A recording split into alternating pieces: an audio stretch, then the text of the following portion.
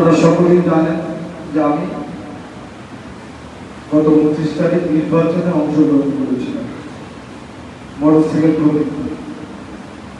আমি কিন্তু এই মসজিদের নিয়মিত মুসলিম, মসজিদের ভিতরে রাজনীতিটা আমি কখনোই করি না।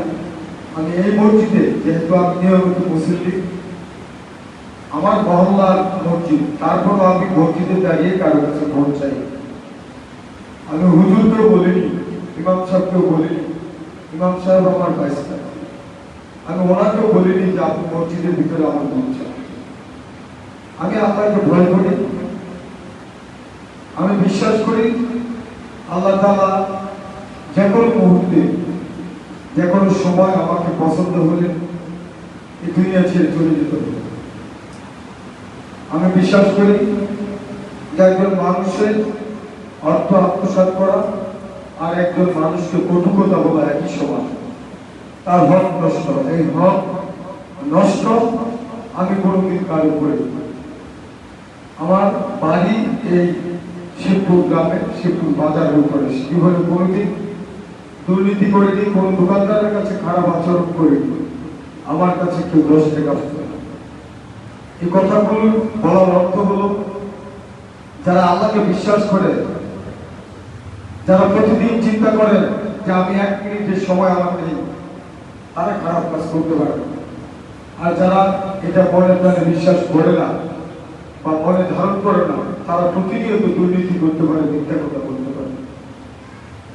আপনারা সকলেই জানেন যে এই নির্বাচনে, গত নির্বাচনের 3 দিন আগে থেকে আমার বিরুদ্ধে একটা অপপ্রচার চালানো হয়েছে, গুজব ছড়ানো হয়েছে। আমি বসে গিয়েছি টাকার বিনিময়ে। আমি এটা চিন্তা করেছি, আমি যত টাকাই খরচ করেছি নির্বাচনে, এটা পুরাটাই আমার হালাল টাকা। আমি জীবনে কোনোদিন দুর্নীতি করিনি, বাটপারি করিনি, দালালি করিনি। আমি এটা বক্তৃতায় চ্যালেঞ্জ করে বলেছি। আজকে এই জন্য এই কথাটা বলেছি, এই মসজিদের সরাসরি থানার মুসলিরা থাকে, আপনাদের মধ্যে অনেকের মধ্যে যারা নির্বাচনে অংশগ্রহণ করেছেন বিভিন্ন প্রতীকের পক্ষে, তাদের মনে একটা ভ্রান্ত ধারণা থাকতে পারে আসাদ যেহেতু বসে গিয়েছে হয়তো বা টাকা পয়সা দিয়ে বসে দিচ্ছে। আমি পূর্বেও বলেছি, টাকা পয়সা তো মানুষের প্রয়োজন, আমারও প্রয়োজন, কিন্তু এই টাকা নিয়ে আমি যদি এখান থেকে বাড়িতে না যেতে পারি, তাহলে এই টাকা আমার দরকার আছে। আমি এই টাকার চিন্তাও করি না। আমি চিন্তা করি আমার ঘরে একবেলা খাবারের চিন্তা আছে, পরবর্তীতে আমার ব্যবস্থা করবে। আমি সকল সময় চিন্তা রেখেছি।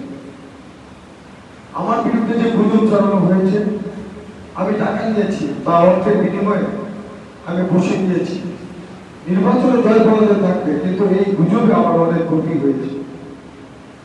আমার নির্বাচনটা যে বেগবান ছিল, গতিশীল ছিল, সেটা নষ্ট হয়ে গিয়েছে। হয়তো আমি পরাজয় করতাম, আজকে এই পরাজয়টা গুজবের কারণে হয়েছে, শোচনীয় পরাজয়টা গুজবের কারণে হয়েছে। আমি আপনাদেরকে উদ্দেশ্য করে বলবো, আমাকে সাক্ষী রেখে আমি জীবনে কোনোদিন গাড়ি বাড়ি চিন্তা করিনি, শত উপার্জন করেছি। এবারে নির্বাচনে আমার সাথে আমাকে বসানোর জন্য অনেক চেষ্টা করা হয়েছে, অনেক টাকার অফার আমাকে দেওয়া হয়েছে, কিন্তু আল্লাহ জানেন, আমার মন জানেন, এবং যারা বলেছে যে আমাকে টাকা দিয়েছে, তাদেরকে আমি লাইভে অর্থাৎ একটা বিবৃতিতে আমি বলেছি, আপনারা বলেন যে আমাকে যদি 10 টাকা দিয়ে থাকেন তাহলে আমি দেশ থেকে চলে যাবো, মানুষের সামনে লাগবো। এই যে অপপ্রচার করেছে তারা আমার বিরুদ্ধে ষড়যন্ত্র করেছে, তারা টাকা দিয়েছে। আবারও আপনাদেরকে বলি, যদি আমি 10 টাকা বিনিময়ে আমি নির্বাচনে কোন দুর্নীতি করে থাকি, আল্লাহ যেন আমার বিচার করে। আর আপনাদের কাছে অনুরোধ করবো, যারা এই গুজব ছড়িয়েছে, আমার কাছে তাদের জন্য দোয়া করবেন, তারা যেন দুনিয়া থেকে বিচার করে। আর আমার জন্য দোয়া করবেন। আমি যদি কোন দুর্নীতি করে থাকি বা নির্বাচনের লক্ষ্যে 10 টাকা আমি নিয়ে থাকি, তাহলে আল্লাহ যেন আমার বিচার করে। আর যদি না দিয়ে থাকি, যারা দিয়েছে বলেছে তাদের বিচার করতে আল্লাহ করে। তারা বিবৃতিতে বলুক যে আমি তাকে টাকা দিয়েছি, আর যদি না বলতে পারে তাদের বিবৃত, তাদের জন্য দোয়া করবেন, আল্লাহ তাআলা তাদের বিচার জন্য দুনিয়াতে করেন। আমি বিগত দিন সততার সাথে ছিলাম, আগামীতে ইনশাআল্লাহ স্বচ্ছতা এবং সততা বজায় রাখবো। মানুষের কল্যাণে আমার সাধ্য অনুযায়ী চেষ্টা করেছি কাজ করার জন্য। মানুষের পিছনে ছিলাম, মানুষের পাশে থেকে তাদের দুঃখ সুখ দুঃখ এবং তাদের বিভিন্ন সমস্যা চেষ্টা করছি সমাধান করার জন্য। আগামী দিনে ইনশাআল্লাহ এটা থেকে আমি পিছপা হব না। 5টি স্তম্ভ বাদে রোজা, নামাজ, হজ, যাকাত, ঈমান পরে মানুষের কল্যাণে কাজ করার নির্দেশনা আল্লাহ দিয়েছে। আমি ইনশাআল্লাহ কাজ করব। সকলের কাছে দোয়া চাবো যে আমি কোনোদিন দুর্নীতি করিনি, কোনোদিন বাটপাড়ি করিনি, মিথ্যা কথা বলিনি, দালালি করিনি। বাকি জীবন যাতে আপনারা দোয়া করবেন, আল্লাহ তাআলা যাতে আমার বিগত দিন যে চিন্তা নিয়ে, যে স্বপ্ন নিয়ে আমি আজকে পর্যন্ত এসেছি, আগামী দিন যাতে আল্লাহ তাআলা আমার সর্বশেষ মুহূর্ত পর্যন্ত সততা, স্বচ্ছতা, মানুষের কল্যাণে কাজ করার সুযোগ দেন। আল্লাহ তাআলা যাতে ইমানের সাথে আমার মৃত্যু দেয়।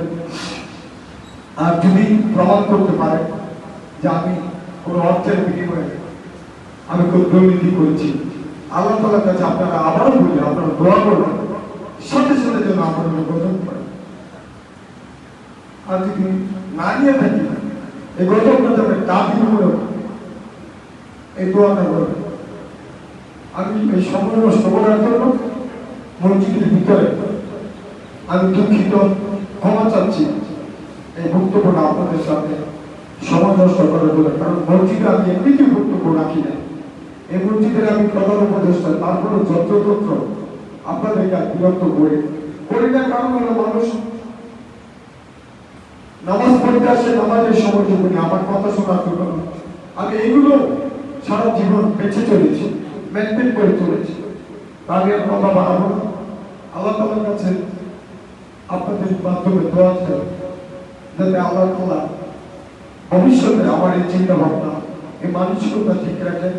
আর যারা গুজব ছড়িয়েছে তাদের উপর যাতে আল্লাহ দুনিয়া থেকে বিচার করেন, এই দোয়াটা আপনাদের কাছে চেয়ে আমার বক্তব্য শেষ করছি। ভালো থাকবেন, সুস্থ থাকবেন। আসসালামু আলাইকুম ওয়া রাহমাতুল্লাহ।